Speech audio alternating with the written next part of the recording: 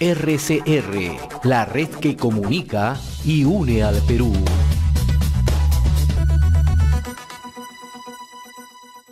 El verano es una estación esperada por todos, ¿no?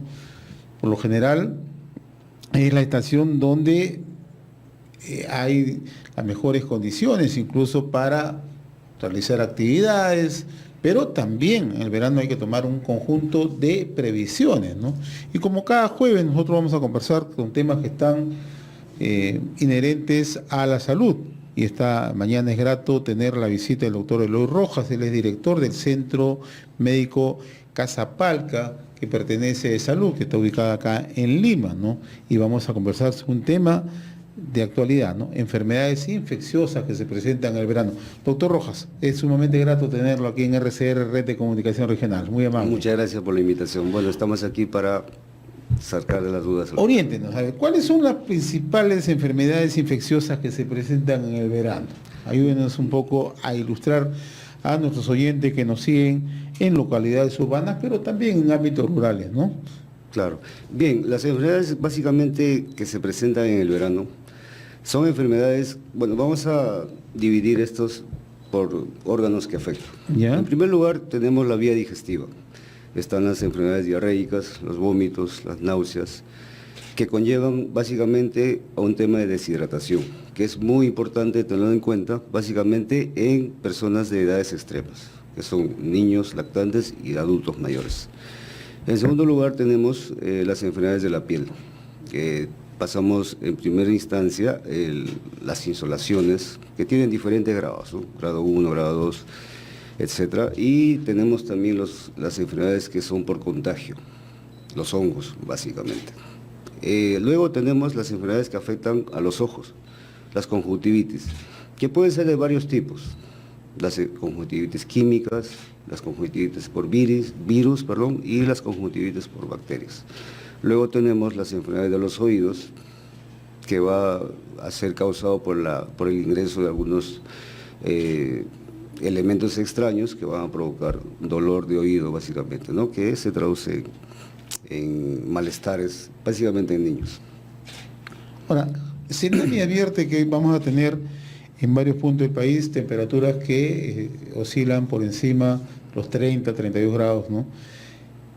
Usted explicaba, dentro de la clasificación que nos ha expresado al inicio, ¿no?, que una de las que más afecta es las enfermedades estomacales o gastrointestinales, ¿no? ¿De qué manera se presentan? ¿Qué previsiones tomar, ¿no? ¿Qué medidas se deben adoptar? Sobre todo en aquellas localidades donde las temperaturas llegan, ¿no? Y en aquellas localidades fundamentalmente donde a veces las condiciones de sobrevivencia son mínimas, ¿no? Claro. O sea, zonas rurales fundamentalmente. Bueno, las enfermedades de vía digestiva se presentan básicamente bajo la forma de diarrea. ¿Ya? Las diarreas, desde el punto de vista médico, son de varios tipos, ¿no? Se debe a toxinas, a presencia de virus, bacterias. Si vamos a hablar de virus, que es la principal causa de una diarrea en niños, en este caso, estamos hablando de los rotavirus. Luego vienen las enfermedades bacterianas. Hay cierta diferencia en la presencia en la manifestación clínica de estos vectores. Los virus generalmente son diarreas profusas, con dolor abdominal, a veces náuseas, vómitos. Y las bacterias, a la cabeza de ellos está pues, la salmonelosis, la shigellosis. ¿Cómo se presenta la salmonelosis para que nuestros oyentes que nos están sintonizando puedan un poco percibir si se presentan estos casos? Sí, es una muy buena pregunta. Hay que diferenciar. En este caso, las diarreas se presentan acompañado de moco, de sangre. A veces uno de ellos, a veces moco, a veces sangre. Frecuentemente también viene con fiebre, dolor de cabeza, falta de apetito. En caso de los niños se presentan muy irritables, muy quejumbrosos. Entonces, la persona, la mamá en este caso, tiene que saber diferenciar y lo más importante, tiene que saber decidir en qué momento, bueno, tiene que ir al médico, ¿no? Tiene que ir al médico. Evitar, en este caso, algunas soluciones caseras que no tienen un fundamento científico. ¿Como cuáles, por ejemplo? A ver, en primer lugar, jamás hay que dar antidiarreicos. La diarrea, este es un concepto que debemos manejarlo todos. La diarrea es un mecanismo de defensa, ¿no? El organismo... Tiene que expulsar. Tiene que expulsar. La diarrea, la tos, los vómitos, incluso la fiebre, son mecanismos de defensa. Tiene que evacuar, en este caso, las toxinas, los virus, las bacterias. Y no podemos parar ese mecanismo de defensa, de expulsión, como usted dice, de lo que nos hace daño. Eso es uno. En caso de la fiebre, no necesariamente hay que dar antibióticos. También la diarrea, ¿no? Muchas mamás, incluso papás, piensan que ya tiene diarrea, vamos a darle en este caso, pues la pastilla conocida o jarabe conocido que siempre lo escucho en consulta, el Bactrim. Doctor, quiero Bactrim, le he dado Bactrim, pero no le pasa. Eso es otro mito que no debe pasar, ¿no? Hay que tener conciencia de que estos procesos de diarrea, de vómitos, son un 99% prevenibles, son muy prevenibles, y en eso debe radicar nuestra cultura, ¿no?, de prevenir. ¿Cómo prevenir? A la cabeza, lavarse las manos. Lavarse las manos 4 o 5 veces al día, y lavarse las manos en eventos muy puntuales. Después de ir al baño, lavarse las manos para preparar los alimentos, lavarse las manos para ingerir los alimentos. Y cuando uno tiene un contacto con ciertas personas que están con un tema de diarrea, también lavarse la mano. Número 1, a la cabeza. Número 2, lavar los alimentos. Lavar las frutas, las verduras y todo lo que conlleva a expulsar los posibles agentes patógenos que van a pulular en los alimentos. Bien, número 3, y podemos enumerar varios eventos que podemos hacer. Consumir básicamente comida de casa. Hay que evitar en lo posible, a veces no se puede, hay que en lo posible de comer la comida de carretilla. Si bien es cierto, no estoy en contra de eso, pero hay que evitar, porque no garantizan las condiciones de salubridad, una condición de higiene, ¿no? Sí. Entonces, comer la comida de casa, que la comida esté fresca, hay que evitar que si la comida es un poquito de horas antes, que esté guardada en la refrigeradora. ¿Cuánto influye el tema de consumo de agua segura, ¿no?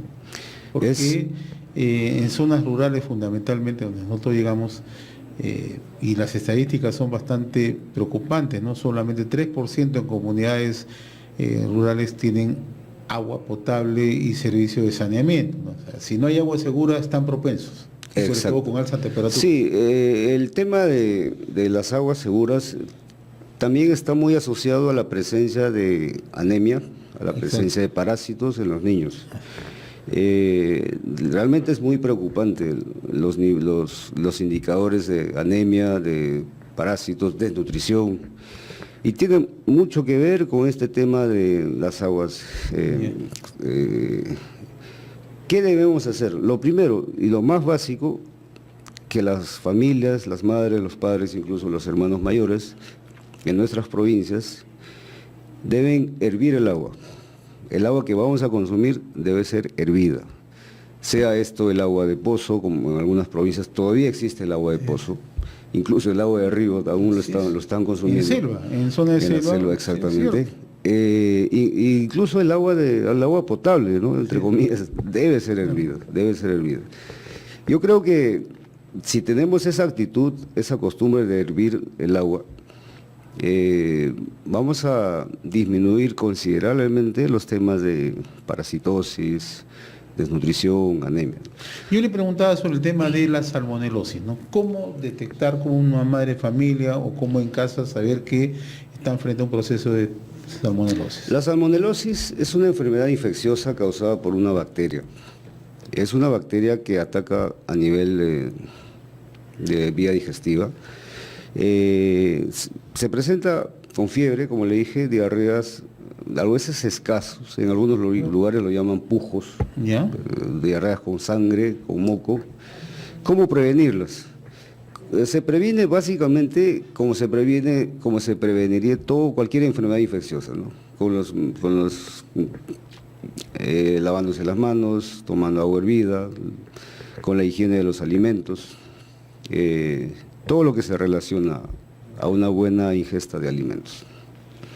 Ahora, otro de los riesgos que usted me mencionaba al inicio son las enfermedades por contagio. ¿Cuáles son las más frecuentes cuando hay altas temperaturas en el verano?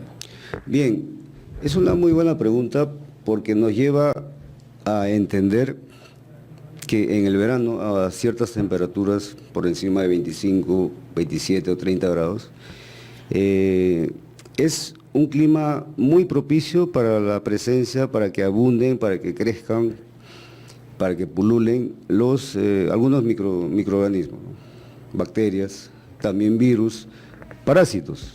Los parásitos también están muy presentes. Entonces, al haber este aumento de estos microorganismos, de estos virus, toxinas, parásitos en el medio ambiente, y sumado esto a que la temperatura está alta, elevada, tenemos la tendencia a estar sin zapato, sin polo, constantemente con la sensación de ingesta de agua. Entonces, al estar sin zapato existen parásitos, hongos, que pueden ingresar a través de los pies. El contacto con las manos del medio ambiente, y si no nos lavamos la mano, también puede ser un medio directo para el contagio, para la adquisición de estos microorganismos. Algo que quiero precisar es lo siguiente. Hay muchas enfermedades que se pueden transmitir de manera fecal oral. ¿Qué significa esto? Hablando en el lenguaje más sencillo, que la caquita la llevamos a la boca. Yeah. Claro, no directamente, pero de manera indirecta. Es muy frecuente. Por ejemplo, pongamos el ejemplo de una mamá que cambia los pañales de su bebé, que está con diarrea, que está con un rotavirus, una bacteria.